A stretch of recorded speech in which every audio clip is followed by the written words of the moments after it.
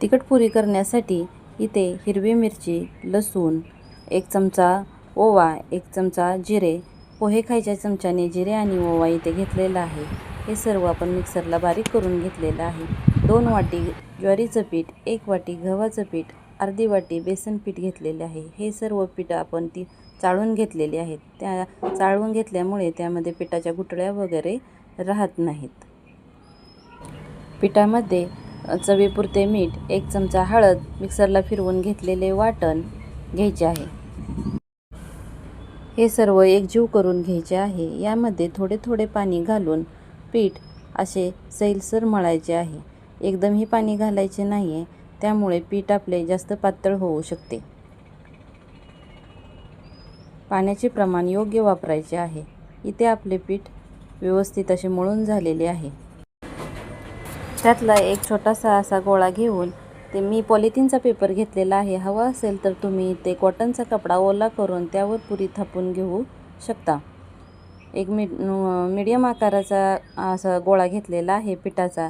ते हाताला तेल लावून आणि पॉलिथिनच्या पेपरलाही तेल लावायचं आहे. त्यामुळे इथे आपल्या पुरी चिकटणार नाही.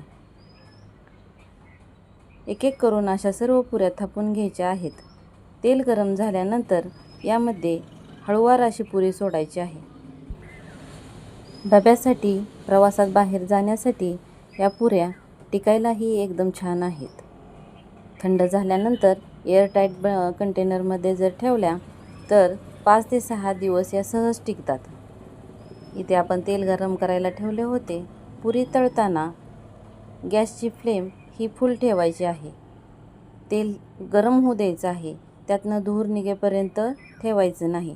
जर तेल जास्त गरम झालं तर आपली पुरी करपू शकते आणि तेल खूप थंड असेल तर पुरी ही जास्त तेलकट होते.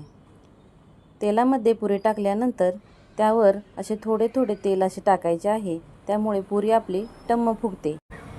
एक एक करून सर्व पुऱ्या तळून घ्यायच्या आहेत. ही रेसिपी तुम्हीही नक्की करून पहा. व्हिडिओ आवडले असल्यास व्हिडिओला लाईक, शेअर, सबस्क्राईब नक्की करा. धन्यवाद.